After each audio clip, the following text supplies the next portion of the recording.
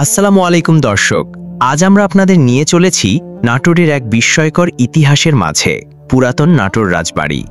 নাটোর শহরের কেন্দ্রে অবস্থিত এই রাজবাড়ি ছিল নাটোর রাজপরিবারের মূল আবাসস্থল।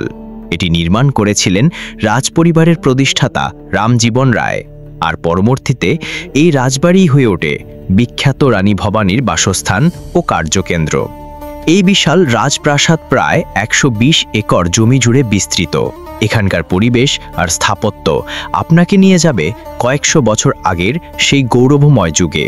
পুরো রাজবাড়ি প্রাঙ্গণে ছড়িয়ে আছে ৮ থেকে ৯টি ভবন ও প্রাসাদ, যেগুলোর মধ্যে রয়েছে মূল রাজপ্রাসাদ, অতিথিশালা, রান্নাঘর, কর্মচারীদের আবাসন এবং ঐতিহাসিক নাট্যমন্দির।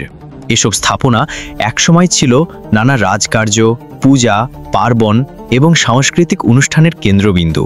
রাজবাড়ির বিভিন্ন অংশে ছড়িয়ে আছে কয়েকটি প্রাচীন পুকুর। এগুলো রাজপরিবারের পানির যোগান, শীতলতা এবং সৌন্দর্য বৃদ্ধিতে গুরুত্বপূর্ণ ভূমিকা রাখত। আজও কিছু পুকুর টিকে আছে, যা সেই পুরনো দিনের সাক্ষী হয়ে আছে। এই প্রাসাদ থেকেই রাজকার্য পরিচালিত হতো, ন্যায় বিচার করা হতো আর নানা ধর্মীয় ও সামাজিক অনুষ্ঠান পালিত হতো। রাজমন্দিরে নিয়মিত পূজা হতো আর নাট্যমন্দিরে আয়োজন হতো নাট্য সঙ্গীতের অনুষ্ঠানের।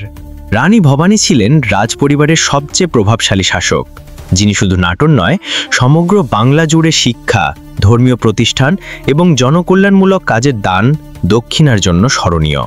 বর্তমানে এই রাজবাড়ির অনেক ভবনই অব্যবহৃত ও অবহেলিত। কিছু ভবন ভেঙে পড়েছে, আবার কিছু জায়গায় গড়ে উঠেছে নতুন স্থাপনা। কিন্তু ইতিহাস প্রেমীরা আজও এই স্থানকে খুঁজে ফেরে হারানো ইতিহাসের টানে।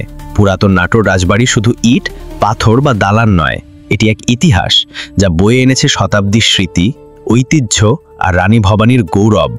এই ছিল নাটোরের পুরাতন রাজবাড়ির সংক্ষিপ্ত ইতিহাস।